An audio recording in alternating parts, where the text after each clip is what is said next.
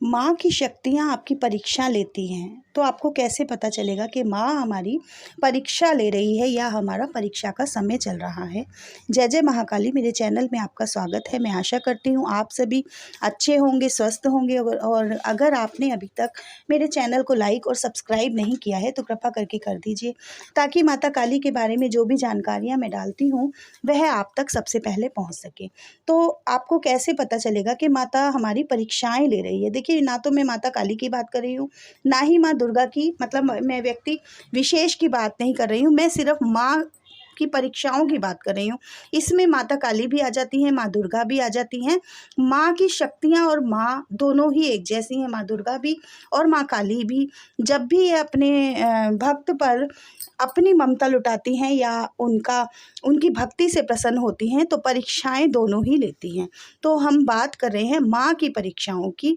तो देखिए, आप रोज़ पूजा करते हो तो आपको संकेत मिलने लग जाते हैं। आप अगर नित्य नियम से रोज़ माता की पूजा करते हैं तो आपको जो संकेत मिलते हैं उनसे आप पहचान सकते हैं कि आपकी परीक्षाएं चल रही हैं। आपके साथ हो रहे संकेतों से आपको पता चल जाएगा कि माँ आपकी परीक्षा ले रही हैं। जब आप पूजा करते हैं, जाप करते हैं और एक ही समय पर पूजा करते हैं तो माँ भी आपका इंतज़ार करती है। आप मान लीजिए, आप रात को 7 बजे पूजा करते हैं, भोग लगाते हैं, आप सुबह में पूजा करते हैं, 7 बजे पूजा करते हैं, 8 बजे पूजा करते हैं, 6 बजे पूजा करते हैं, तो माता को भी, माँ को भी है, आपके इष्ट देव को भी आपकी पूजा का इंतज़ार होता है कि मेरा भक्त मेरी इस समय पूजा करता है, तो वह भी आपके आवाहन का और आपकी पूजा का इंतज़ार करते हैं। तो आप माता को भोग लगाते हैं, आप अपने इष्ट देव को भोग लगाते हैं, माता काली को भोग लगाते हैं, तो उन्हें भी आपसे प्यार होता है, लगाव होता है और वह भी आपकी पूजा का और आवाहन का इंतज़ार करते हैं कि मेरा बच्चा मुझे इस समय आवाहन करेगा, मुझे बुलाएगा। तो इसलिए आपको नित्य नियम से पूजा करनी चाहिए, उनका भोग लगाना चाहिए।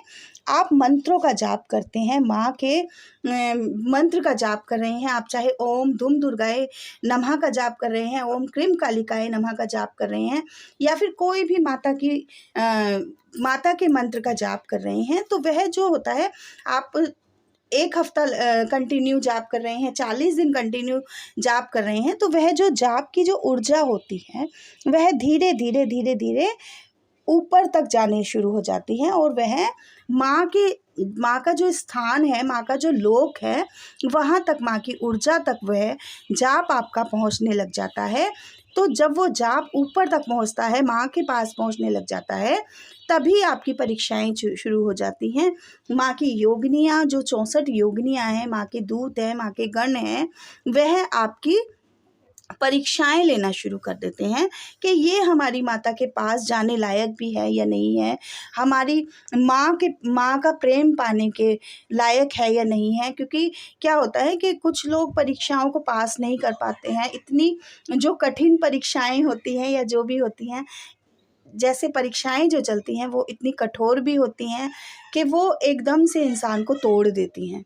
जैसे मेरे ही साथ कुछ ऐसा समय चल भी रहा है और चला भी है कि परीक्षाएं जो होती हैं विभिन्न तरह की होती हैं कि कई बारी तो मन करता है कि हम अपनी जान ही दे दें, आज हम अपनी जान ही दे दें, अपने आप को ही ख़त्म कर दें, या इतना मन ऐसा कठोर हो जाता है, ऐसा हो जाता है कि आज पूजा ही ना करूं, क्या फ़ायदा इस पूजा का, क्यों कर रहे हैं हम इतनी पूजा, आंसू बह रहे हैं, हमारा कोई कार्य नहीं बन रहा, चारों तरफ से हम घिर चुके हैं, मतलब मरने तक की नौबत आ गई है।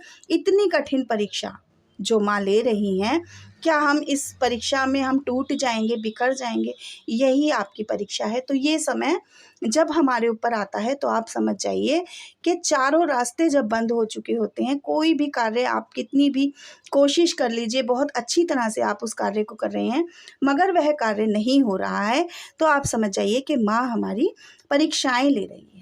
जब आपका कोई भी कार्य नहीं बन रहा है, रो रहे हैं, बिलख रहे हैं, बहुत कोशिश कर रहे हैं, मगर कार्य नहीं बन रहा है, और इतने टूट चुके हैं, इतने परेशान हो चुके हैं कि बिल्कुल भी पैसे ही नहीं है, कहीं से भी पैसे नहीं आ रहे, आपकी सैलरी नहीं आ रही है, आपके कार्य नहीं बन रहे हैं, घर में कलेश हो रहा है, पैसों की तंगी चल रही है, कहीं से भी कोई भी कार्य होने की गुंजाइश भी नहीं है, तब समझ जाइए कि अब जो मेरी जो परीक्षा है वह चरम सीमा पर पहुंच चुकी है, अंत होने वाला है मेरी परीक्षाओं का। अगर आप इस अंत को झेल जाएंगे और परीक्षाओं को अच्छे से देते रहेंगे, तब माँ आपके ऊपर अपनी असीम कृपा जो लुटाएंगी वह बहुत ही असीम होती है। और बहुत ही आपने देखा होगा कि बहुत ही गरीब लोग थे, बहुत ही जिनके पास कुछ भी नहीं था, एक समय की रोटी भी नहीं थी, आज वह लोग करोड़पति हुए बैठे हैं, आसमान को छू रहे हैं। तो क्या उन्होंने परीक्षाएं नहीं दी थी? क्या उन्होंने पूजा नहीं की थी? आपने देखा होगा कि बहुत अमीर अमीर लोग हैं और वह भगवान को बहुत मानते हैं। उनके घर में अगर आप कभी जाते हैं तो उनके घर में रोज़ डेली पूजा हो रही है, नियम से भोग लग रहा है, नियम से जाप हो रहा है, पूजा हो रही है, पंडितों को बुलाकर पूजा अर्चना हो रही है। और जो निम्न वर्ग के जो नीचे लोग हैं, जो थोड़े गरीब हैं या नीची जात में आ रहे हैं, किसी भी जात से मेरा कोई मतलब नहीं है, लेकिन उनके घर में पूजा नहीं हो रही है, उनके घर में जाप नहीं हो रहा है, उनके घर में कुछ भी नहीं हो रहा है, तो क्या आप लोग पूजा नहीं कर सकते हैं? वो लोग अगर करोड़पति बन सकते हैं तो लखपति तो आप भी बन जाएंगे, हम भी बन जाएंगे। लेकिन हमें सिर्फ अपनी परीक्षाओं को ढंग से और आराम से देना है। हमारे धैर्य की और साहस की परीक्षा हो रही है। माँ जानती हैं कि मेरा बच्चा परीक्षा में पास हो जाएगा, लेकिन फिर भी वह आपको परख रही हैं कि ये परेशानी में क्या मेरा साथ देगा, क्या मुझे बुलाएगा, क्या मेरी पूजा करेगा।